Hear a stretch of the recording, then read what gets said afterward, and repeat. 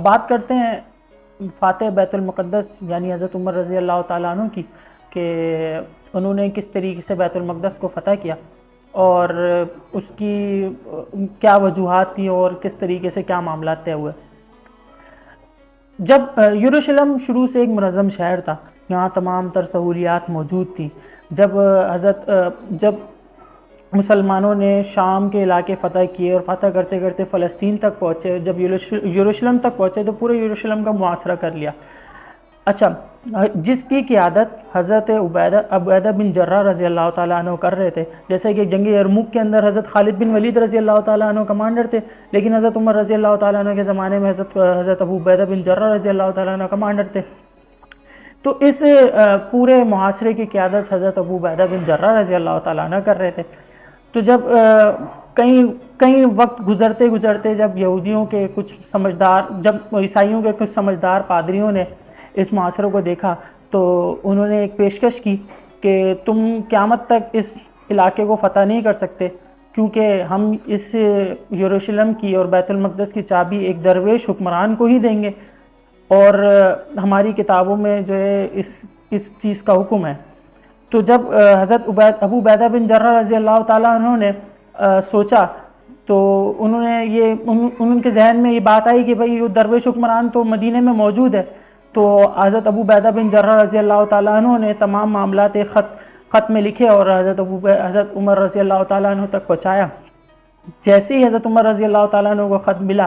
تو انہوں نے تمام صحابہ کرام سے مشورہ کیا اور بیت المقدس کی طرف جو ہے سفر کا آغاز کیا۔ یہ سفر 700 کلومیٹر کا تھا، جو حضرت عمر رضی اللہ تعالیٰ عنہ نے ایک اونٹنی اور ایک غلام کے اس سفر کے اندر یہ بات طے تھی کہ کچھ وقت کے فاصلے پر حضرت عمر رضی اللہ تعالیٰ اونٹنی کے اوپر بیٹھیں گے اور کچھ فاصلے کے اوپر وہ غلام اونٹنی کے اوپر بیٹھے گا۔ تو 700 کلومیٹر کا سفر یہ طے کیا، اور اس سفر کے اندر بڑی مشکلات تھیں۔ ان مشکلات کے باوجود اس سفر کو طے کرنے کے بعد جیسے ہی یروشلم کے قریب پہنچے تو اس ٹائم جو ہے اونٹنی پہ بیٹھنے کی باری غلام کی تھی۔ تو حضرت عمر رضی اللہ تعالیٰ عنہ نے انصاف کے تقاضوں کو پورا کیا، لیکن غلام نے بہت زیادہ اصرار کیا کہ لوگ مجھے کیا بولیں گے کہ خلیفۃ المسلمین جو ہے وہ اونٹنی کی رسی پکڑے ہوئے اور آپ جو ہے اس کے اوپر اونٹنی کے اوپر بیٹھے تھے۔ لیکن حضرت عمر رضی اللہ تعالیٰ عنہ نے انصاف کے تقاضوں کو پورا کیا اور اونٹنی کی رسی اپنے ہاتھ میں ہی رکھی اور غلام کو ہی اونٹنی پر بیٹھنے دیا۔ جیسے ہی آپ یروشلم کے قریب پہنچے تو حضرت ابو عبیدہ بن جراح رضی اللہ تعالیٰ عنہ سے ملاقات ہوئی۔ تو اس وقت آپ رضی اللہ تعالیٰ نے یعنی عمر رضی اللہ تعالیٰ عنہ کی جو تھی وہ پنڈلیوں تک کیچڑ لگی ہوئی تھی اور سفر تھا، بہت زیادہ جو ہے مشکلات تھیں۔ تو حضرت ابو عبیدہ بن جراح رضی اللہ تعالیٰ عنہ نے بولا کہ آپ اس سفر پہ سے آئیں تو غسل کر لیں، میں نہیں چاہتا کہ آپ ان لوگوں کے ساتھ اس طریقے سے ملاقات کریں۔ تو حضرت عمر رضی اللہ تعالیٰ عنہ کو بڑا غصہ آیا اور انہوں نے بولا کہ ہم ایک رذیل ترین اور گری ہوئی قوم سے تھے اور ہمیں جو ہے اللہ اور اللہ کے رسول نے عزت دی اور ہمیں اس قابل کیا، تو ہم اپنی روایت و تہذیب کو بالکل برقرار رکھیں گے، اور جو بھی کسی اور اسلام کو چھوڑ کے کسی اور چیز کے اندر جو ہے عزت تلاش کرے گا تو اللہ تعالیٰ اس کو ذلت عطا کرے گا۔ یہ سب